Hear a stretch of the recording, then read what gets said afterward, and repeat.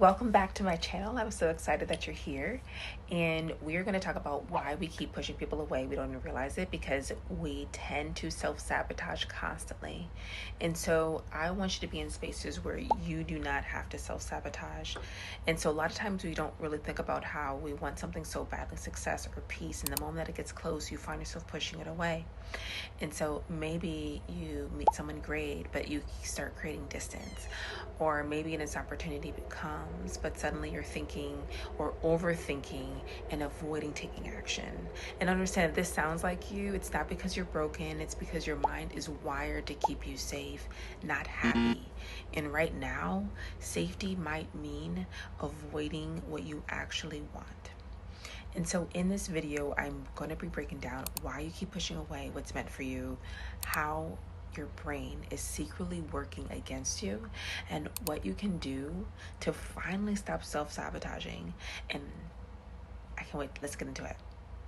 So what we don't realize is that we tend to self-sabotage in a form of trying to protect ourselves.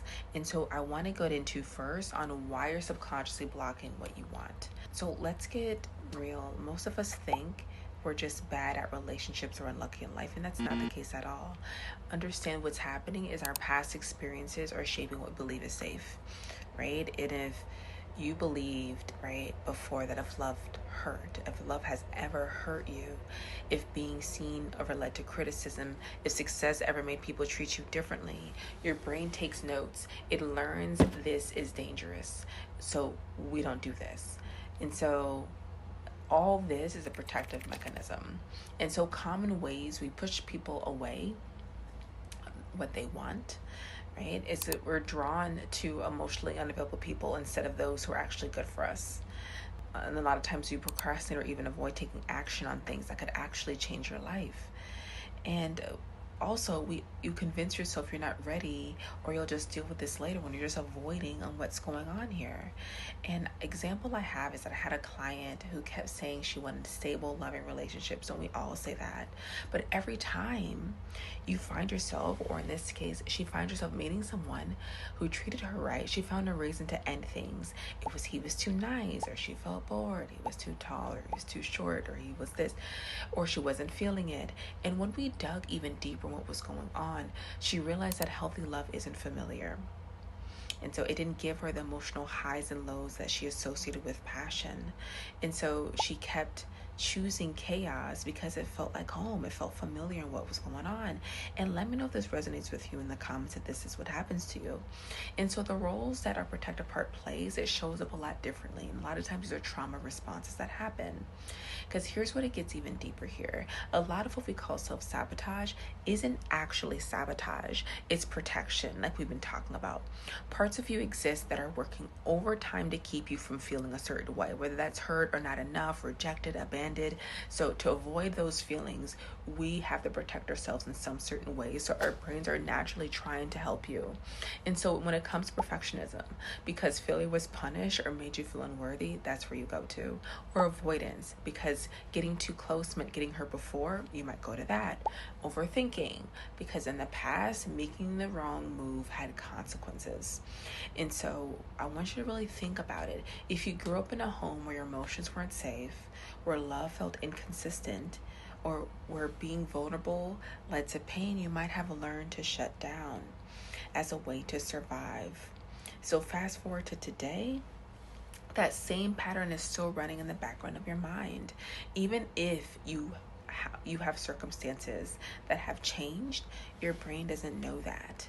Understand? Okay, so I'm going to give a few tips on how to stop pushing away what you want. So what do we do about this? Right? How do we stop pushing away the things we actually desire? Here are 3 powerful shifts that I find help me and my individuals that I work with, that will also can help you rewire your brain for what's actually good for you. For step 1, I first want you to identify your fear response. This is a game changer. When you know exactly what's there, it's different. So I want you to ask yourself, what do I believe will happen if I actually receive what I want? And I want you to take the time to write that down. And the next question I want you to ask, what's the worst case scenario your brain is playing out? So, for example, I had a moment where I realized I was avoiding success in just my business, not because I didn't want it, but because deep down I associated success with more responsibility, more pressure, and less time for myself. And so once I saw that I could rewrite this story, it makes a big difference. This could go with money, could go with love. Like if you find yourself being afraid of it, really get down what those fears are. And then I want you to, and I know my individuals I work with cannot stand this, but I want you to comfort the uncomfortable and comfortable with the unfamiliar. So if healthy love feels boring, lean into it anyway. If making money feels too easy, let yourself receive it anyway. If setting boundaries feels mean, practice it anyway. In step 3, I want you to take one small action that actually scares you. Healing happens through action.